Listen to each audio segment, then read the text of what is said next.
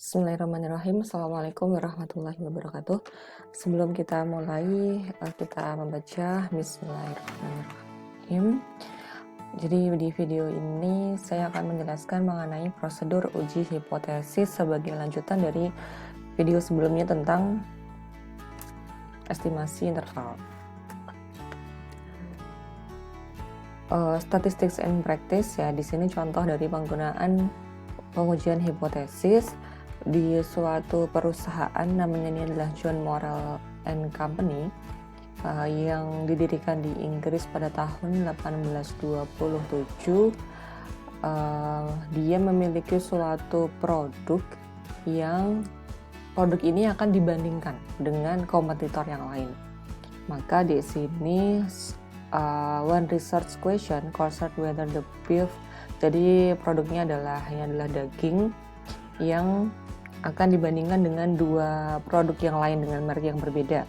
Maka di sini ingin diuji gitu, apakah nanti dari sampel yang telah terambil berapa persen sih yang memilih produk dari perusahaan ini gitu. Jadi P ini merupakan proporsi, ingin diuji apakah ini kan research questionnya adalah apakah produk dari Morrell ini lebih dipilih gitu oleh lebih dari 50% konsumen.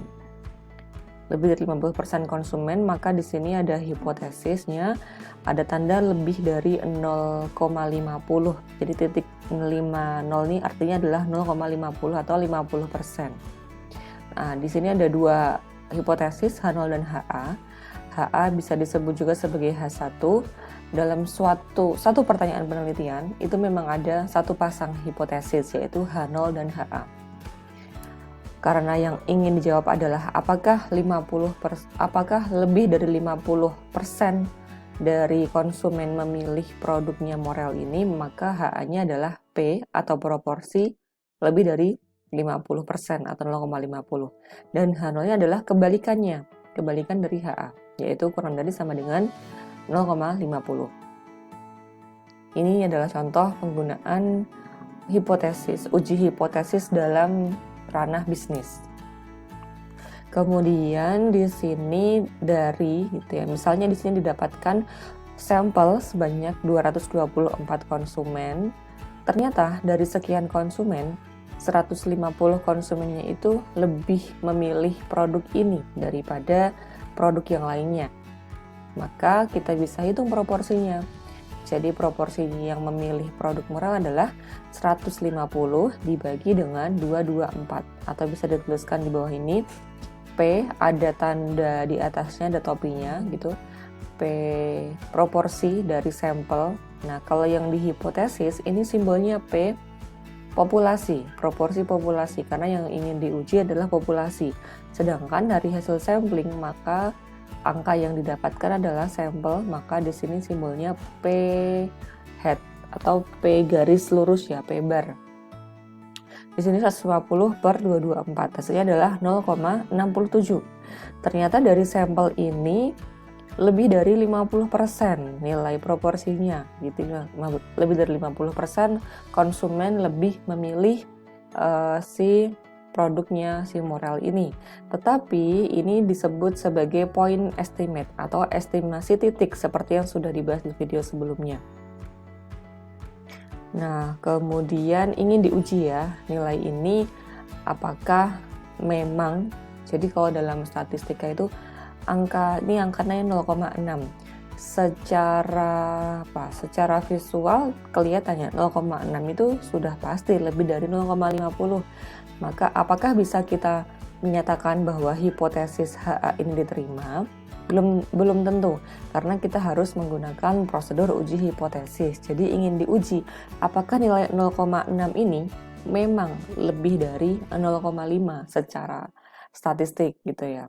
Istilahnya begini, apakah 0,6 ini secara signifikan memang lebih dari 0,5? Nah, ini nanti harus ada prosedur pengujian.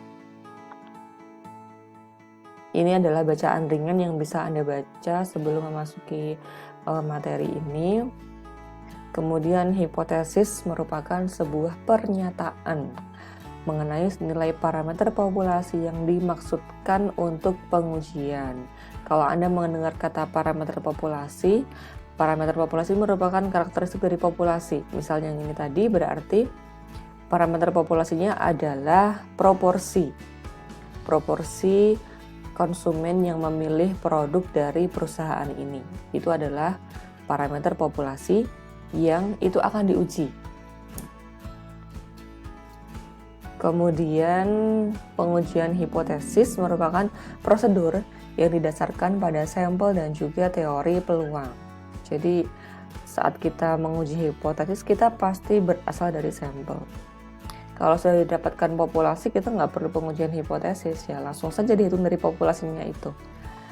Kemudian uji hipotesis dipakai untuk menentukan apakah hipotesis merupakan suatu pernyataan yang wajar sehingga tidak ditolak. Kemudian ada H0 dan juga HA, ya seperti tadi yang sudah saya bahas bahwa satu pernyataan hipotesis akan memiliki satu pasang hipotesis, yaitu H0 dan H1. Contoh di sini tadi bahwa pernyataan tentang apakah lebih dari 50% konsumen itu memilih produk dari perusahaan ini dibandingkan produk yang lain, itu adalah satu hipotesis pernyataannya. Tapi kalau disimbolkan dalam prosedur ujian hipotesis, maka harus ada dua hipotesis, yaitu H0 dan HA. HA disebut juga dengan H1, bebas mau menuliskan yang H1 ataupun HA sama saja.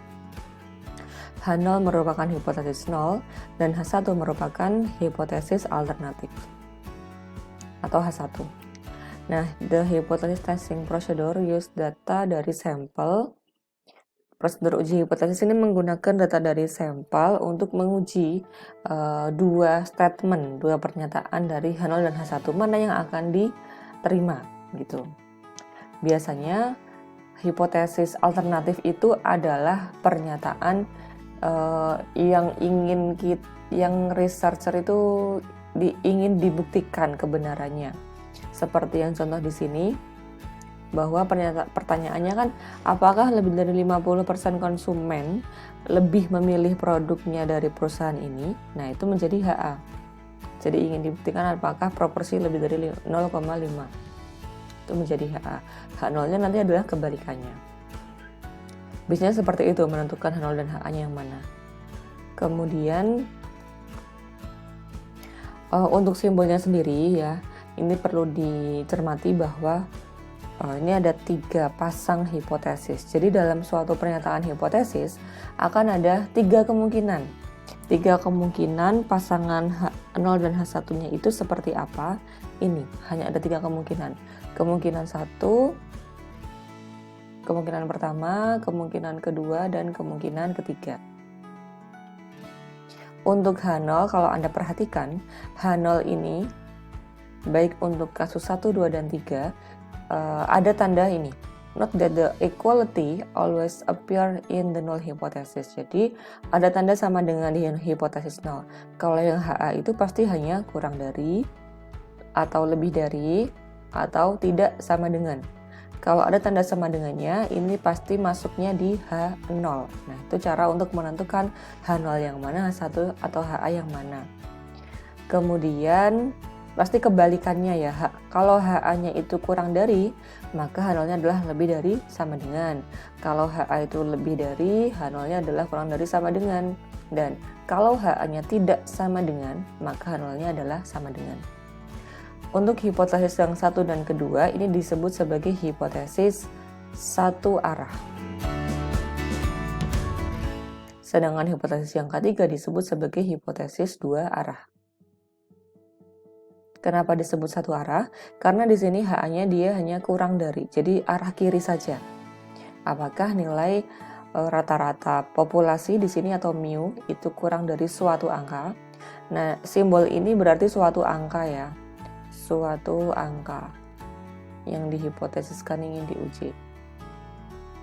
Kemudian yang hipotesis 2 arah, kenapa disebut 2 arah? Karena dia hanya bilang sama dengan atau tidak sama dengan.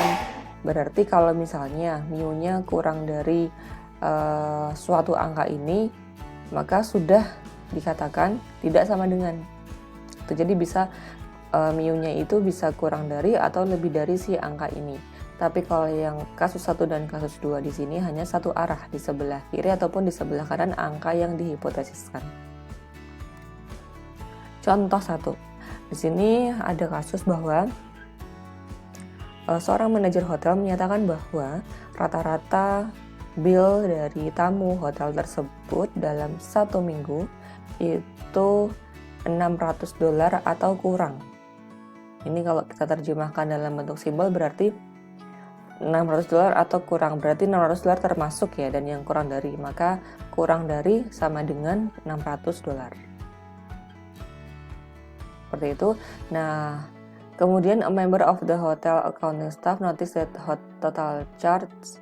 Kemudian seorang staff accounting dia ngeh bahwa bill dari tamu hotel ini, dia bilang ada peningkatan gitu.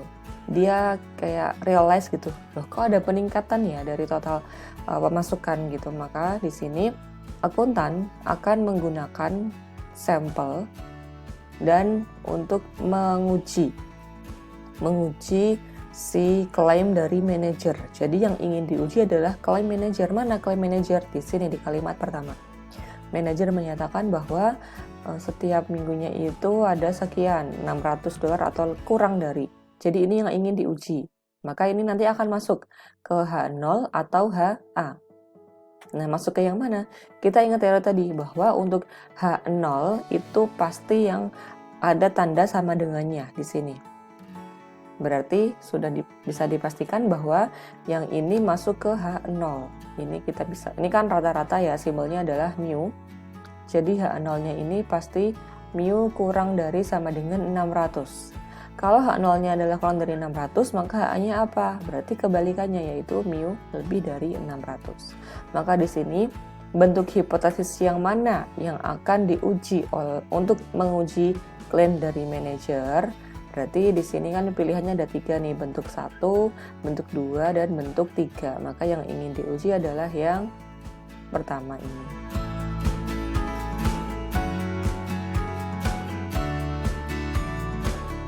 Kalau dijelaskan berarti penjelasannya yang tadi ya, dia menyatakan bahwa kurang dari sama dengan 600 loh begitu. Jadi berarti yang kok yang ini sih, yang nomor 2.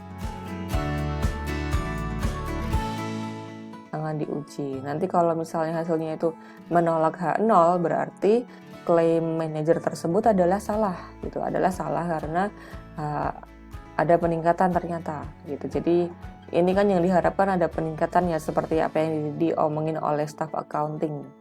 Staff accounting ini kan ada increasing, berarti ada peningkatan kan, maka HA-nya ini adalah pernyataan dari staff accounting. Kemudian contoh yang kedua, manajer dari seorang dealership automobil considering ingin memberikan suatu skema bonus gitu yang diberikan untuk meningkatkan volume penjualan. Nah, kalau sekarang data yang ada itu ada penjualan sebanyak 14 setiap bulan. Kemudian manajer ingin mengadakan suatu penelitian untuk melihat apakah new bonus plan ini tadi, jadi ingin memberikan skema bonus gitu ya ke sales, akan meningkatkan penjualan gitu, apakah akan meningkatkan. Nah, maka untuk mendapatkan data diambillah sampel sales yang akan diberikan new bonus plan ini. Maka disampling beberapa sales, kemudian dia diberikan skema bonus yang baru. Dalam 1 bulan akan dilihat ada nggak sih peningkatan peningkatan penjualan gitu. Buatlah H0, null and alternative hypothesis, berarti ini H0 dan HA dari situasi ini. Nah, gimana caranya? Jadi di sini ingin dilihat apakah ada peningkatan kan? Kata kuncinya nih peningkatan. Kalau peningkatan maka tandanya adalah lebih dari. Lebih dari berapa? Kalau sekarang diketahui ada 14 penjualannya per bulan, berarti kalau ada peningkatan maka lebih dari 14, maka ini akan menjadi salah satu statement di hipotesis. Nah, kita ingat kalau tandanya tidak ada sama dengannya, maka dia masuk ke HA. Maka bisa kita lihat, bisa kita masukkan ke sini bahwa HA-nya itu pasti mu lebih dari 14. H0-nya apa? Kebalikan dari HA, yaitu mu kurang dari sama dengan 14. Atau bisa kita tuliskan H0 HA mu kurang dari sama dengan 14 dan mu lebih dari 14. Nah, kemudian ini tadi baru merumuskan H0 dan H1 ya di tahap yang pertama ini. Kemudian nanti di prosedur pengujian hipotesis, setelah merumuskan H0-nya apa, H1-nya apa, langkah yang kedua adalah menentukan alfa. Ini bukan huruf A, tetapi seharusnya seperti ini. Nah, alfanya mau ditentukan berapa? 1%, 5%, atau 10%. Semakin kecil alfa, maka hasilnya akan semakin teliti. Karena kita ingat lagi di video sebelumnya tentang selang kepercayaan, kalau selang kepercayaan itu kan rumusnya sama dengan 100% dikurangi alfa. Nah, kalau alfanya semakin kecil ya, misalnya alfanya 1%, maka SK-nya adalah 99%. Nah, berarti kepercayaannya akan semakin tinggi. Maka dikatakan makin kecil alfa makin teliti. Kemudian setelah itu yang ketiga menentukan statistik uji. Nanti ini yang akan kita uji nilainya. Nah, Z sama T nanti rumusnya apa tergantung ujinya. Beda-beda ya nanti ada rumusnya. Kita nggak bahas di sini. Tapi ini disebut sebagai statistik uji. Kemudian atau disebut juga nanti sebagai Z hitung, kemudian ada T hitung, dan juga ada F hitung. Lalu setelah itu yang keempat menentukan daerah keputusan berdasarkan nilai kritis. Nanti kita langsung ke contoh ya supaya tidak mengawang-awang. Dan yang kelima baru menentukan kesimpulan. Itu adalah prosedur pengujian yang perlu Anda pahami dan dihafalkan karena ini harus terurut. Latihan soal yang pertama, tuliskan contoh hipotesis komparatif. Yang kedua, contoh hipotesis asosiatif. Dan ini soal yang ketiga. Soal yang ketiga ini adalah contoh hipotesisnya. Komparatif itu kalau ada perbandingan antara dua populasi. Jadi compare ya, dari kata comparison, perbandingan. Kalau asosiatif itu mencari hubungan antara dua variabel. Di sini yang komparatif contohnya adalah hipotesisnya, rata-rata tingkat hipotesis itu kan pernyataan ya, jadi dia merupakan suatu pernyataan bukan pertanyaan. Komparatif, rata-rata tingkat penjualan minyak simoli sama dengan minyak tunko per hari. Maka di sini yang dibandingkan adalah rata-rata penjualan dari dua populasi ini, penjualan minyak A dan minyak B. Maka disebut sebagai komparatif. Kalau yang asosiatif ini menghubungkan dua variabel. Istilahnya variabel. Di sini contohnya adalah frekuensi iklan di radio meningkatkan penjualan minyak. Maka di sini ada dua variabel, yaitu yang pertama variabel frekuensi iklan dan yang kedua variabel penjualan. Ini biasa disebut sebagai variabel X dan disebut sebagai variabel Y. Jadi variabel X ini yang akan memberikan pengaruh ke variabel Y. Jadi ini dengan kata meningkatkan. Apakah iklan meningkatkan penjualan minyak? Ini disebut sebagai hipotesis yang bersifat asosiatif. Asosiatif itu kan bagaimana hubungan antara dua hal, asosiasi. Nah, kalau deskriptif ini hanya satu populasi, ingin diuji apakah sesuatu itu sama dengan atau lebih dari atau kurang dari suatu angka. Nah, tadi yang contoh kita bahas yang tentang ini, contoh satu ini berarti hipotesis yang bersifat deskriptif. Karena dia adalah satu variabel yang itu ingin dilihat apakah memang lebih dari atau kurang dari ataupun tidak sama dengan suatu angka. Kemudian yang contoh yang kedua berarti juga hipotesis deskriptif karena tidak ada perbandingan dan juga tidak ada asosiasi. Nah, kemudian di sini Anda diminta untuk memberikan contoh hipotesis komparatif dan juga asosiatif. Maka Anda harus ada perbandingan dua hal, tapi satu variabel. Contoh yang tadi adalah variabelnya itu penjualan, rata-rata penjualan minyak.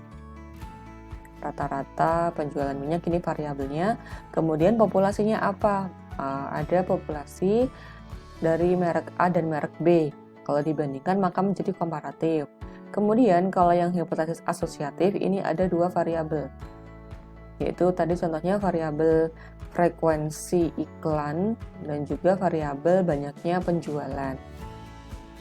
Maka apakah iklan ini berhubungan atau meningkatkan penjualan? Nah, ini disebut asosiatif.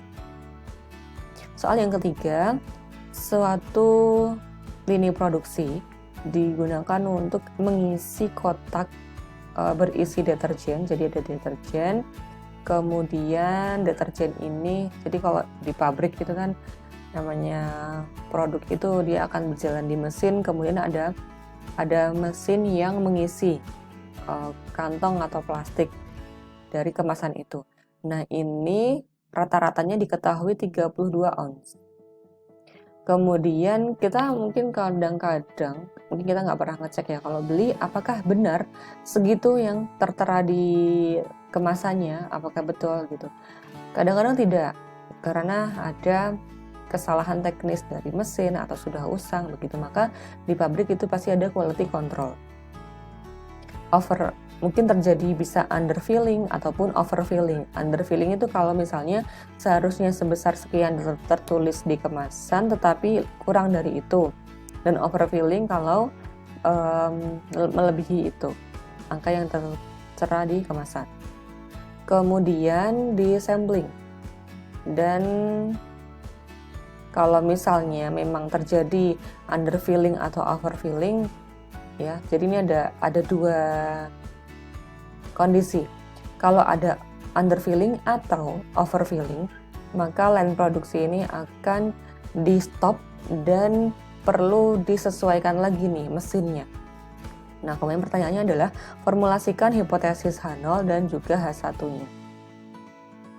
Untuk memutuskan apakah perlu di shutdown alatnya. Nah, maka ini kita perlu pahami di sini. Yang ingin diuji apakah ada kejadian overfilling atau underfilling. Rata-ratanya adalah 32 ounce. Disebut underfilling kalau kurang dari 32, over kalau lebih dari 32. Maka di sini kita ingin membuktikan apakah rata-rata dari sampel yang tadi didapatkan, jadi deterjen yang sudah ada isinya, kemudian disampel ya, diambil, dicek betul-betul isinya, dikeluarkan, ditimbang. Apakah benar sama dengan 32? Nanti dilihat rata-ratanya. Kalau setelah pengujian hipotesis, rata-ratanya itu tidak sama dengan 32, begitu ya, maka nanti akan di-shutdown. Berarti hipotesis kita adalah ini. Apakah rata-ratanya tidak sama dengan 32 atau sama dengan 32. Seperti yang sudah kita bahas ya, kalau ada tanda sama dengan maka letaknya di H0. Berarti H0-nya adalah apakah mu sama dengan 32 dan H1-nya apakah mu tidak sama dengan 32. Ini adalah contoh menentukan hipotesis. Kita belum ke keseluruhan prosedur uji hipotesis. Di video selanjutnya untuk prosedur keseluruhannya. Demikian video kali ini, semoga bermanfaat. Wassalamualaikum warahmatullahi wabarakatuh.